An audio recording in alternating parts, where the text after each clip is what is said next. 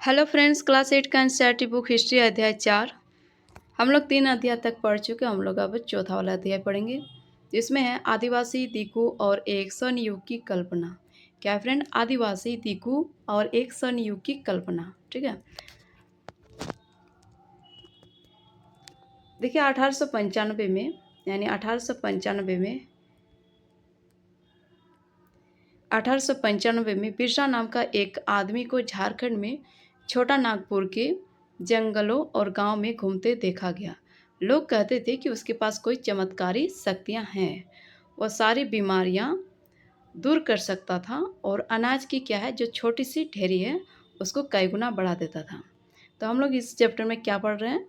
एक आदिवासी आदिवासी नाम के क्या कहते हैं आदिवासी बिरसा नाम के एक आदमी के बारे में हम लोग पढ़ेंगे। और जो वो क्या कर रहा था, लोगों के बीमारियों को दूर कर सकता था और जो अनाज की छोटी ढेरियाँ होती है ना, तो उसको कई गुना बढ़ा सकता था। ये लोगों का विश्वास था बिरसा के ऊपर। ठीक है,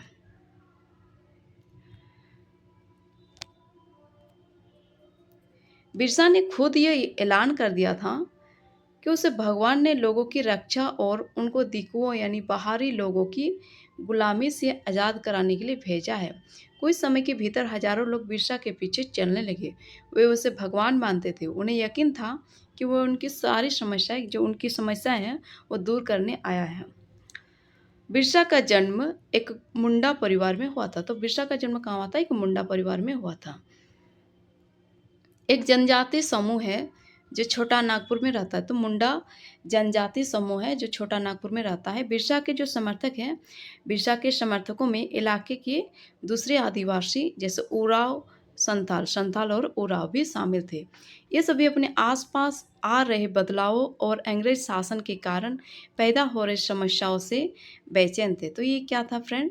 जो ये सारे उनके जो आसपास आ रहे जो बदलाव है, चेंजिंग है, जो अंग्रेज शासन के कारण जो पैदा हो रही समस्या है, तो उन सारी चीज़ों से वे लोग काफ़ी बेचैन थे। उनकी परिचित जीवन पद्धति नष्ट होती दिखाई दे रही थी। तो उनका जो परिचित जीवन पद्धति हो वो नष्ट होता दिखाई दे रहा था। आजीविका खतरे में थी। जो आजीविका थी वो खतरे में थी और धर्म छिन्न भिन्न हो रहा था। जो धर्म है वो भी छिन्न भिन्न हो रहा था। बिरसा किन समस्याओं को हल करना चाहता था जिन्हें दिकू कहा जाता है? तो बिरसा किन समस्या को हल करना चाहता था जिन्हें दिकू कहा जा रहा था? ठीक है, जिन्हें दिकू कहा जा रहा था वे बाहरी लोग कौन थे? उन्होंने इलाके के लोगों को गुलाम कैसे बना लिया था और अंग्रेजों के जो राज में है वो आदिवासियों के साथ क्या हो रहा था, आदिवासियों का जीवन किस तरह बदल रहा था। इस अध्याय में हम ऐसे ही कुछ सवालों पर विचार करेंगे। तो इस सारी चीज़ों के बारे में हम लोग सवालों के बारे में विचार करेंगे। तो देखिए फ्रेंड्स, इधर चित्र में क्या दिया हुआ है? तो ये क्या है? उड़ीसा की एक डोंगरिया है। उड़ीसा के डोंगरिया कंद कबीले की महिलाएं हैं जो बाजार जाते हुए नदी से गुजर रही है। तो ये उड़ीसा के डोंगरिया यानी कंधे डोंगरिया कंद कबीले की महिलाएं हैं जो बाजार जाते हुए नदी से किस प्रकार गुजर रही है। ठीक है,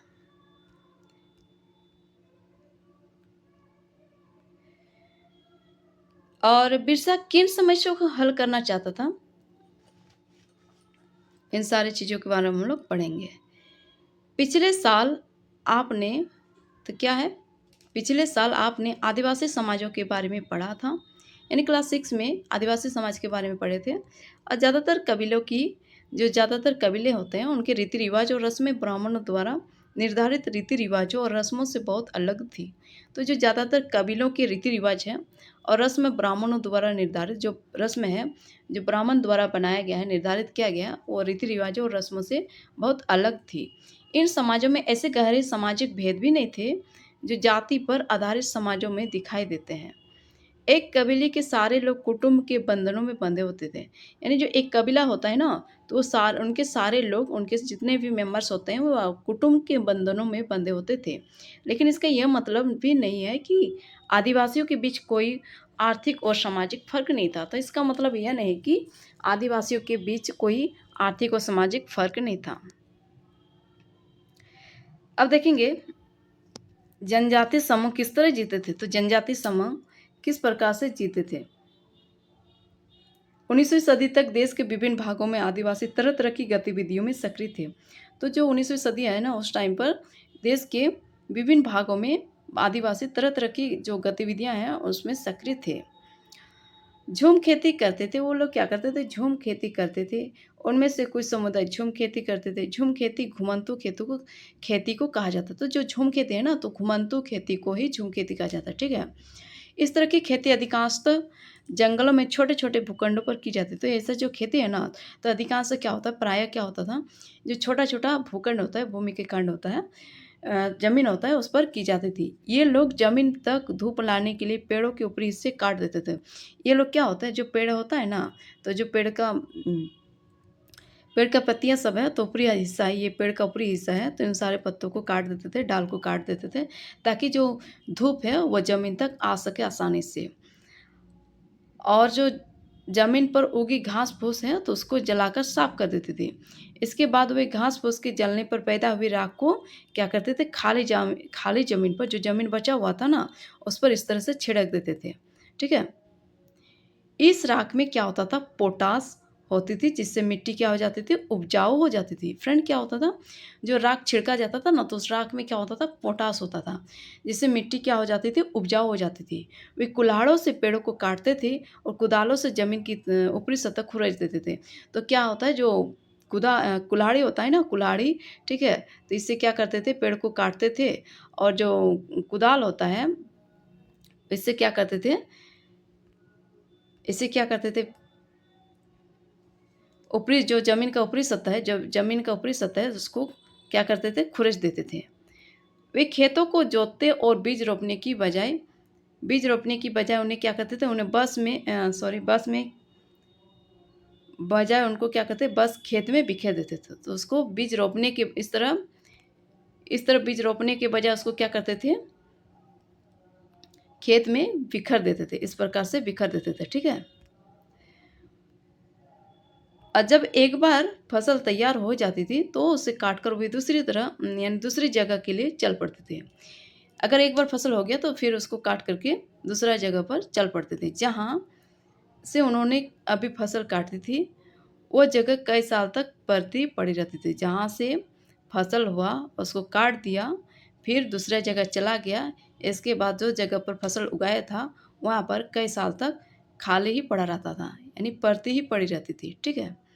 यानी घुमंतू किसान होता था, मुख्य रूप से पूर्वोत्तर और मध्य भारत की पर्वतीय व जंगली पट्टियों में ही रहते थे। जो मुख्य रूप है ना, तो पूर्वोत्तर भाग में, और जो भारत की मध्य है, पर्वतीय व जंगली पट्टियों में ही रहते थे। इन आदिवासियों समुदायों की जिंदगी जंगलों में बेरोकटोक आवाजाही और फसल उगाने के लिए जमीन और जंगलों के इस्तेमाल पर आधारित थे। तो जो आदिवासी लोग थे, ये इनके समुदाय जंगलों में बेरोक-टोक, उनको कोई रोक-टोक नहीं करने वाला नहीं था। वो जंगलों में आते जाते थे और फसल उगाने के लिए एक जगह का ज़मीन साफ़ करके फिर उस जगह को छोड़ के दूसरा जगह जगह पर चले जाते थे। इस प्रकार से जंगलों के इस्तेमाल पर वो लोग आधारित थी और वे केवल इसी तरीके से घुमंतू खेती कर सकते थे। देखिए फ्रेंड, ये प्रति क्या है, कुछ समय के लिए बिना खेती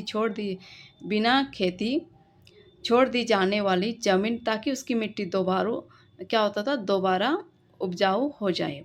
तो प्रति का मतलब क्या होगा, कुछ समय के लिए बिना खेती किए ही छोड़ दी जाने वाली जो ज़मीन, ताकि उस पर क्या हो जाए, उस मिट्टी पर दोबारा उपजाऊ हो जाए। और साल क्या होता है, तो साल एक पेड़ होता है। महुआ क्या होता है, एक फूल जिसे खाया जाता है। महुआ क्या है, तो एक फूल जिसे खाया जाता है या शराब बनाने के लिए इस्तेमाल किया जाता है, ठीक है। फ्रेंड, ये चैप्टर है ना, इस तरह से रीड करने से क्या हो जाएगा, दिमाग में बैठा रहेगा, और ऐसे स्टूडेंट के लिए भी काफ़ी यूज़फुल होने वाला है, जो पढ़ नहीं पाते हैं, रेगुलर पढ़ नहीं पाते हैं, वो लोग अपना क्या कहते हैं, सुनकर भी इसका अच्छा से रिवीजन कर सकते हैं और तैयारी भी कर सकते हैं, ठीक है। कुछ शिकारी और संग्राहक थे। देखिए, कुछ शिकारी और संग्राहक थे। तो कुछ लोग क्या थे, शिकारी थे और संग्राहक भी थे। कुछ शिकार करने वाले थे और कुछ जमा करने वाले थे, ठीक है, संग्राहक। बहुत सारे इलाकों में क्या था फ्रेंड, बहुत सारे इलाकों में आदिवासी समूह पशुओं का शिकार करके और वन्य उत्पादों को इकट्ठा करके अपना काम चलाते थे। वे जंगलों को अपनी ज़िंदगी के लिए बहुत ज़रूरी मानते थे। उड़ीसा के जंगलों में रहने वाला खंड समुदाय इसी तरह का एक समुदाय था। इस समुदाय के लोग टोलियाँ बनाकर शिकार पर निकलते थे और जो हाथ लगता था उसे आपस में बाँट लेते थे। वे जंगलों से मिले फल और जड़ें खाते थे। खाना पकाने के लिए वे साल और महुआ के बीजों का तेल इस्तेमाल करते थे।